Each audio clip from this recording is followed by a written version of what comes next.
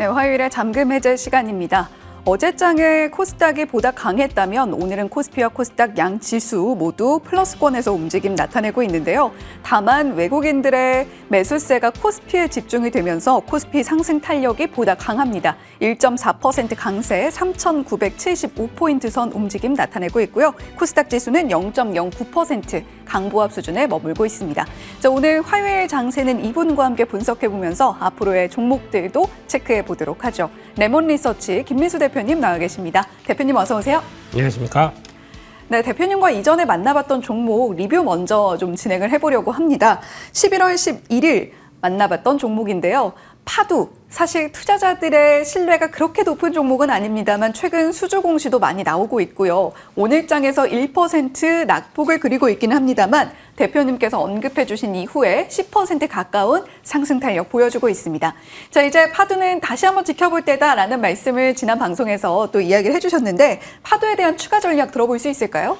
네, 일단 지금 수주 말씀하셨듯이 계속 나오고 있는 상황들이고, 특히 이제 미국 시장에서 최근 들어서 뭐 샌디스크라든가 관련된 뭐 웨스턴 디지털 이런 쪽들이 약간 좀 힘이 빠지다 보니까 추가 탄력들이 관련된 ESSD 종목이 좀 주춤하긴 한데 이쪽이 뭐 노이즈는 별로 없거든요. 여전히 공급 부족인 상황 쪽에서 낸드 시장까지 끌고 가는 관점이다라고 하게 되면 이번에 또 고점 시도했다가 살짝 또 눌릴 때 다시 한번 지지권 맞추고 레벨업하는 과정들이 나오지 않을까라고 바라보고 있는데 가격이 아마 한 26,000원대 전후 정도쯤에서 그렇게 크게 밀리지는 않을 것 같습니다. 우리 쪽에서 고점이지만 마무리 잘하고 다음 레벨업 되는 과정들 보셨으면 좋겠고요. 특히 내년에는 여전히 할 일이 많다라는 쪽으로 보시면서 추가적인 변화 노려보셨으면 좋겠습니다.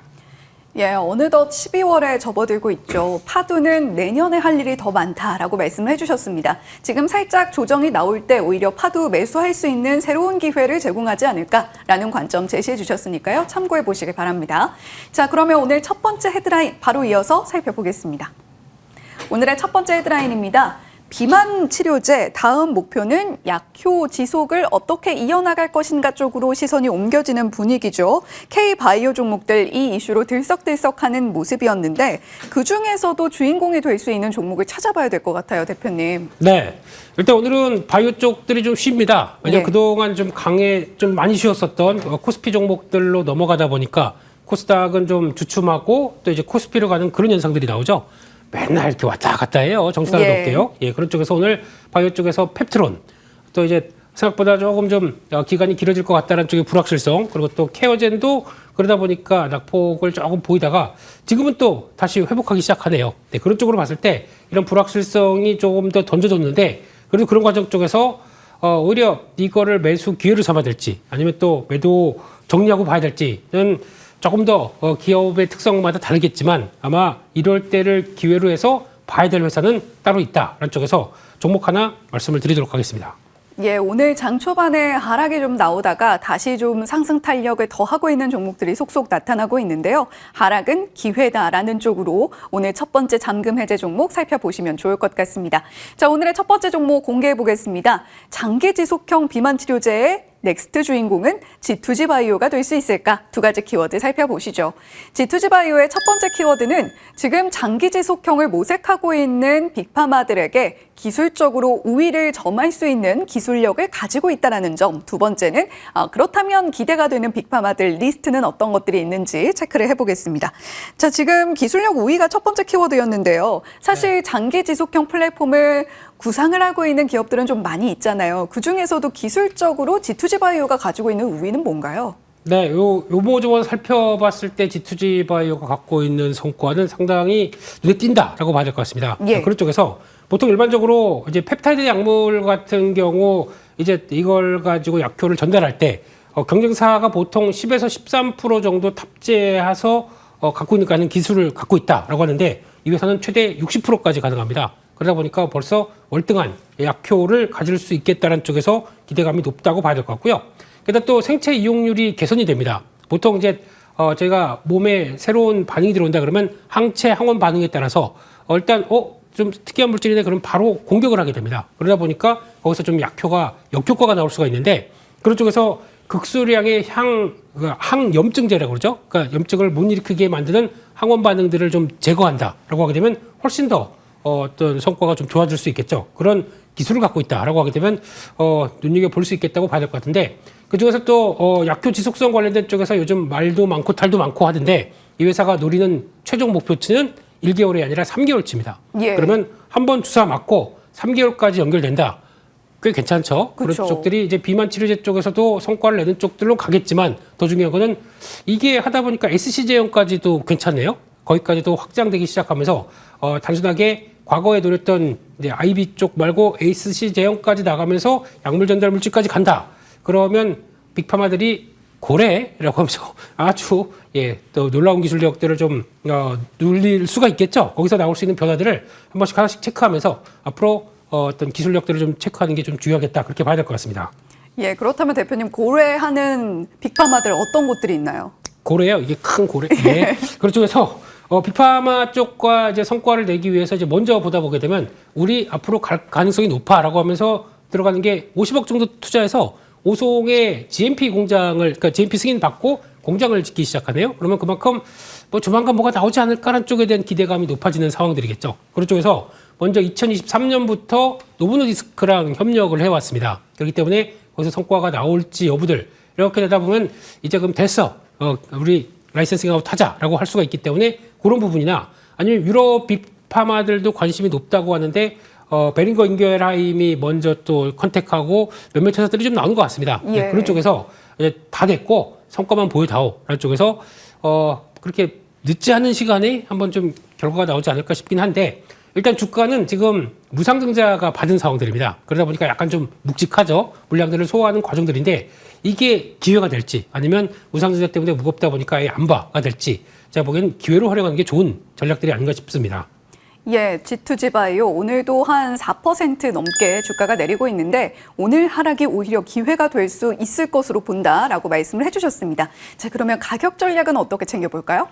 네, 일단 시총이 지금 1조 3천억이 안 되는 모습들이고요. 예, 그리고 최근에 주가가 막 강할 때 보게 되면 1조 5천억대 정도까지는 갔다가 살짝 주춤한데 성과만 나오게 된다 그러면 보통 ABL 바이오가 뭐 보여줬던 것처럼 그런 식으로 나온다 그러면 바로 2조대 가는 건 금방이죠. 그렇기 때문에 그럴 가능성까지 생각을 하면서 일단 8만 원대 밑에서 접근하는 전략 나쁘지 않은 것 같고요. 기대 수익률은 조금 높이 잡았습니다. 바이오지 않습니까? 예. 그래서 50% 같이 잡고 그다음에 성과 나오는지를 한번 지켜보셨으면 좋겠다라고 봐야 될 것 같고요. 손절가는 6만 6천 원대로 말씀드리겠습니다.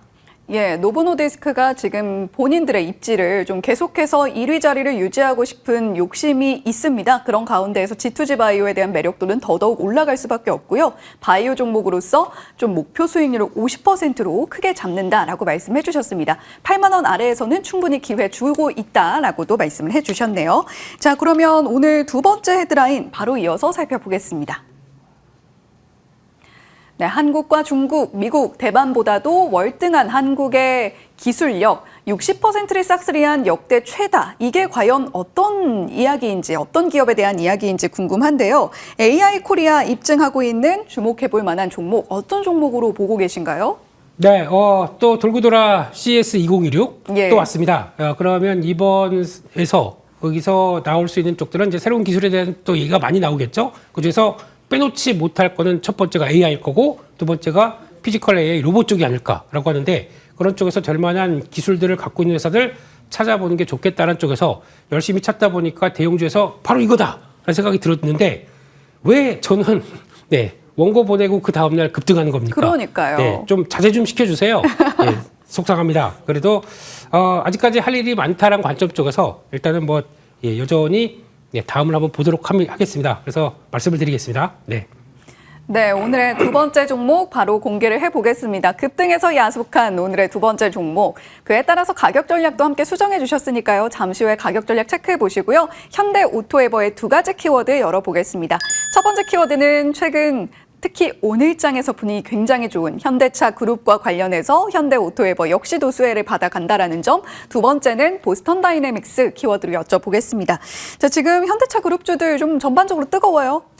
네, 특징주로 말씀드리게 되겠네요, 지금요. 그러게요. 네, 속상합니다만, 그래도 살짝 눌렸다가 또 갈 것 같다라는 쪽에서 현대차 그룹 하게 되면 저희가 다 아시는 것처럼 일단 시장에서 밸류를 싸긴 싼데 잘 못 줍니다. 성장에 대한 모멘텀이 얼마큼 줘야 돼? 라고 하다 보니까. 근데 그 성장에 대한 모멘텀을 피지컬 AI 로봇 쪽으로 주기 시작한다. 그러면 거기에 가장 큰 수혜가 어디겠느냐? 현대오토웨버죠. 그런 관점 쪽에서 찾아보게 되면 현대차의 로봇을 담당을 합니다. 그런 쪽에서 공장 작업할 때 들어가는 로봇 보게 되면 아직까지 뭐 완벽하게 AI가 돌아서 알아서 뭐 일을 척척척 하는 게 아니라 제어하는 게 필요합니다. 제어하는 게 필요하게 되면 이 로봇에 대해서 딥러닝 해야 되고요. 거기서 또 제어 시스템이 있다 보니까 뒤에서 관제 시스템이 같이 갖춰져야 되고 거기다가 스마트 팩토리가 같이 있고 그중에 휴머노이드 로봇이 투입되는 그런 과정들로 봐야 되겠죠. 그러다 보면 아직 할 게 더 많습니다. 그러니까 시스템 관련된 쪽은 다 현대오토웨버가 담당한다고 봐야 될 것 같고요. 게다가 이번에 현대차 그룹도 마찬가지겠지만 엔비디아와 와서 깐부 미팅, 네, 맥주 한잔 쫙 들이키시고 그다음에 5만 장 줘. 그래서 GPU 5만 장 가지고 뭘 할 것이냐. 그러면 AI 학습 데이터를 계속 하겠죠. 거기서 데이터 센터 찍고 학습 데이터 하면서 그거를 피지컬 AI로 들어가는 과정들을 누가 총괄할 것이냐. 오토웨버가 하겠죠. 그러다 보니까 앞으로 AI 쪽에 주축이 될 것 같다라는 쪽들도 피지컬 AI 쪽에서 관심이 높다는 쪽으로 정리를 하도록 하겠습니다. 예, 현대 오토웨버 두 번째 키워드가 보스턴 다이내믹스였거든요. 저희가 이 키워드 들어보면서 가격 전략까지 한꺼번에 여쭤보겠습니다. 네, 보스턴 다이내믹스 오늘 보니까 또 로보티즈한테 대규모 액추에이터 공급 얘기가 나오면서 단독 기사로 나왔더라고요. 예. 그만큼 바빠졌죠. 아틀라스라고 하는 로봇이 이제 휴머노이드 로봇 그리고 사족 보호 로봇 관련돼서 모두 제품 판매, 유통 거기다 AS 이 회사가 다 합니다. 현대오토웨버가 다 하다 보니까 상당히 앞으로의 역량들은 넓어질 것 같고 거기다가 2029년까지 3만 대를 공장에서 운영하겠다고 합니다. 미국 가게 되면 비싸요. 인건비도 그렇고 다 또 정시근무, 정시퇴근 막 이렇게 하다 보니까 그렇게 됐을 때 로봇이 효율화가 높겠다라고 하게 되면 그에 대한 관제는 다 오토웨버가 한다는 관점 쪽에서 보셔야 될 것 같고요. 그러다 보니까 일단 주가는 오늘 튀었고요. 인정 그런 쪽에서 한 22만 원대 밑에서 어느 정도 자리를 들어온다라고 하게 되면 다시 한번 보시는 게 좋겠다라고 말씀드리고 싶고요. 기대 수익률은 한 20% 이상 정도로 말씀드리고 싶고 손절가는 19만 5천 원대로 말씀을 드리겠습니다. 예, 현대 오토웨버에 대한 가격 전략까지 체크하시고요. 자, 오늘 화요일에 잠금 해제 레몬 리서치 김민수 대표님과 함께했습니다. 오늘 말씀 고맙습니다. 감사합니다.